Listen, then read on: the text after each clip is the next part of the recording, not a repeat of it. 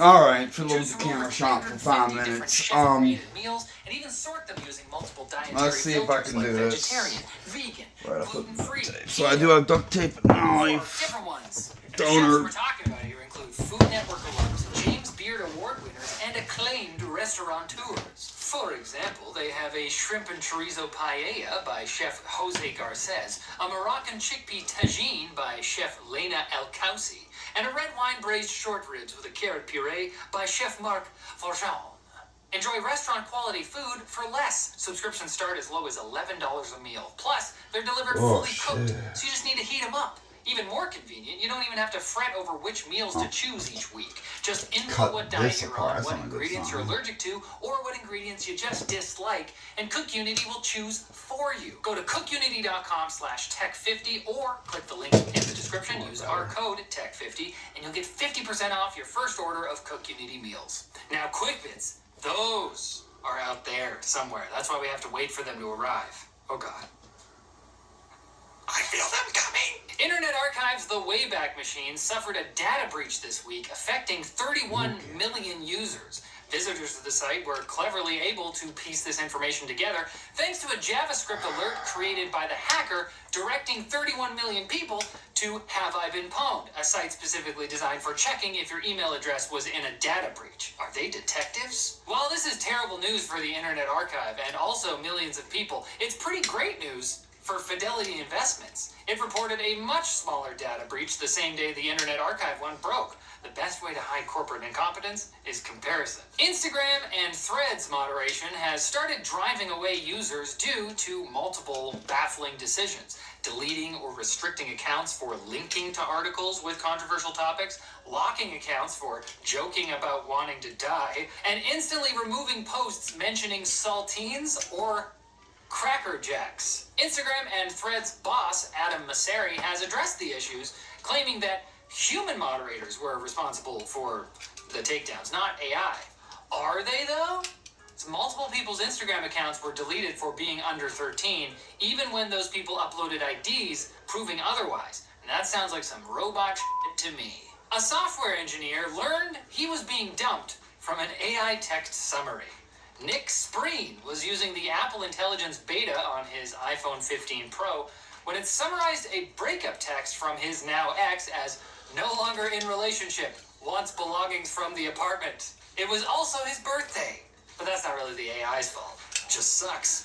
Spreen told Ars Technica that he didn't hate the level of distance the summary created. And think of the time savings, too. Instead of agonizing over every word written by the person he thought he was building a life with, he could go straight to crying in the bathtub. Much more efficient. Sounds like a software engineer. Scientists think they can fix serious medical issues by injecting little discs in your brain. It's science. Deep brain stimulation is an established treatment for conditions like Parkinson's, epilepsy, and even obsessive-compulsive disorder. Unfortunately, DBS requires invasive and risky surgeries. Researchers believe these new nanodiscs can be injected into precise regions of the brain and activated with an external electromagnet. Extra special bonus? Now your cranial microplastics will have a friend. Let's hope they don't team up. And startup Vast has released mock-ups for the world's first commercial space station that it plans to potentially launch next year. And honestly, it looks good. The design features soft and padded interior walls that are occasionally broken up by wooden panels. Basically, it looks like someone asked IKEA to design an extraterrestrial insane asylum. Though I will say this, the sleeping arrangements look comfy. I'd sleep on that wall for sure. Which I don't get to say that often. When a shape-shifting alien breaks in, they are gonna have the best time. I swear, I'm the real captain. This is nice. You shouldn't sleep on more tech news, though. So come back on Wednesday for more. Don't come here on Monday. It's a holiday due to Canadian Thanksgiving, which is like American Thanksgiving, but earlier. Also, there's 2 more. But we did it first, so we win. Our planet is full of different phenomena many of us have never heard of. And today we're going to be discussing one such phenomena that recently made itself announced once again. Hello, wonderful person, this is Anton, and our story starts on Twitter. This one is super thick, Halo. It's gonna be so thick. Recently posted a video that was circulating in the country of Azerbaijan. Yeah, I got a copper initially, a lot of people assumed that this was an explosion in one of the many oil rigs in the country. Azerbaijan is known for its oil production, but a lot of scientists, including Mark, know that something else is happening here. This right here is what's known as the mud volcano. A phenomenon that I think most of us have probably never heard of, mostly because it's localized to certain regions in the world. Now, Mark actually explains a lot of different points about these volcanoes, although technically they're not true volcanoes, in a lot of his Twitter posts, but I'm going to try to give you a summary. So, generally speaking, a mud volcano is something that erupts and something that's made out of mud. But despite the name, it's not a true volcano. It's something that erupts like a volcano, but it actually has a very different mechanism that involves a lot of pressure concentrating on the inside and usually contains muddy water. Although in many cases, it also contains a lot of different gas that's pressurized. But there are several locations in the world usually associated with volcanoes, actual volcanoes, that often have mud volcanoes next to them as well. Now, two examples here would be some locations in New Zealand and the Yellowstone National Park. There are several geological processes that usually produce mud volcanoes, but they're not igneous volcanoes. They do not actually produce any lava, and they're not driven by magmatic activity either. And generally, the eruptions do not produce anything superheated. As a matter of fact, usually the materials in the mud volcano are relatively cool. You can even touch it with your hand. But some of these formations, especially the ones in Azerbaijan, often erupt in a superheated mixture of mud and water that could be as hot as 100 degrees Celsius or even more. But the pressurized buildup on the inside also has a chance to release a lot of different gases, including gases like methane that sometimes, as you can probably see right here, have a tendency to explode. Now in this case, the explosion itself was probably caused by some sort of a spark, probably from a lot of rocks flying away as well, and some of these rocks might have actually created the spark that ignited the methane and a lot of other gases released here. And as a result, it produced a fireball that was about 500 meters in height.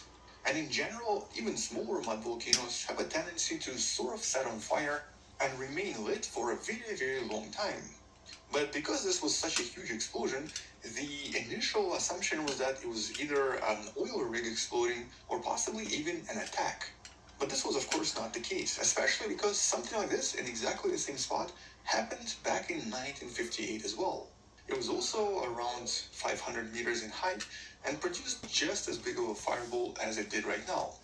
Now, interestingly, you might have actually never heard of these phenomena before. And also, interestingly, a lot of them are really localized to this particular region in Azerbaijan. There are approximately 1,100 known mud volcanoes in the world, and almost half of them, approximately 400, and these cords are pretty much located in the region right here in the Caspian Sea in Azerbaijan, which also includes some of the most violent and biggest mud volcanoes in the world. This one right here, known as Toragai, is the biggest known. I think. It's actually roughly a few kilometers across, with this beautiful picture taken by the scientist by the name of Orhan Abbasov. And because of this, a lot of these mud volcanoes are essentially a national symbol for the country, and are even used in certain religious practices. But even though a lot of these volcanoes, mud volcanoes, are not really dangerous and are more of a fascination, some of them, like this one right here, erupted in 2006 in Indonesia, have actually caused major destruction and a lot of damage in the past.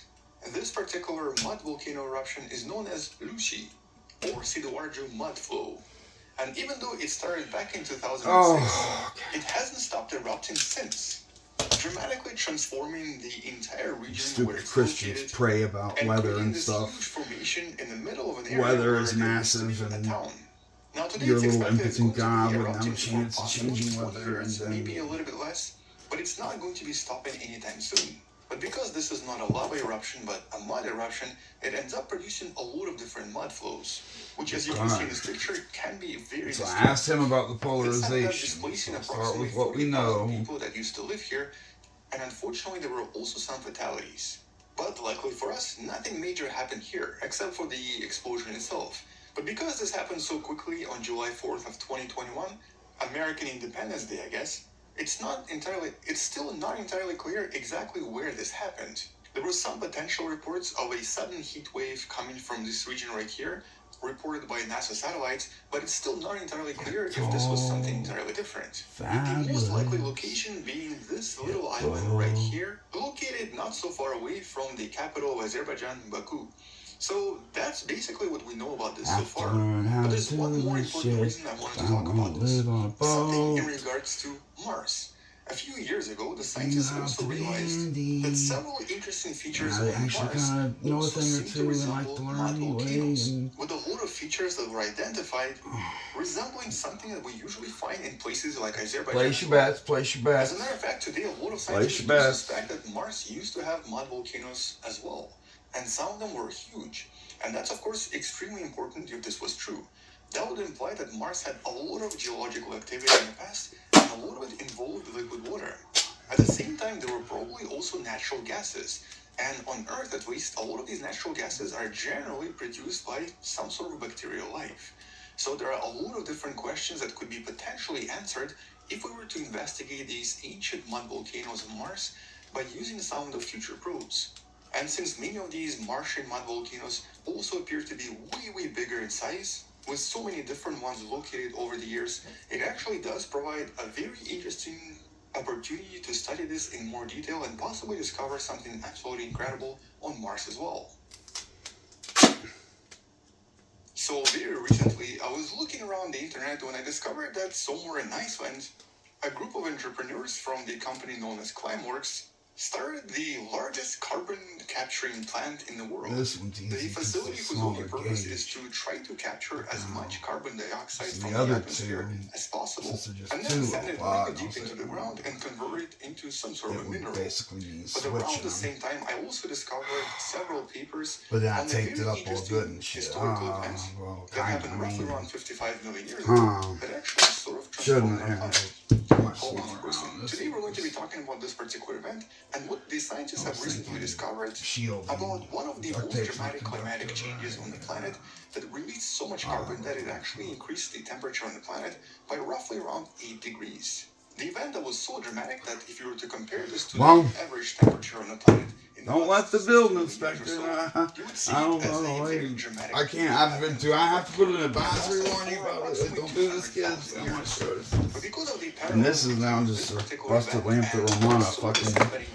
Since 1997, a lot of geologists have actually been studying this event, using it as a kind of an analog for the effects of global warming and the effects of CO2 release, and then trying to understand what exactly sort of happens to the planet when such a huge amount of CO2 is suddenly released into the atmosphere.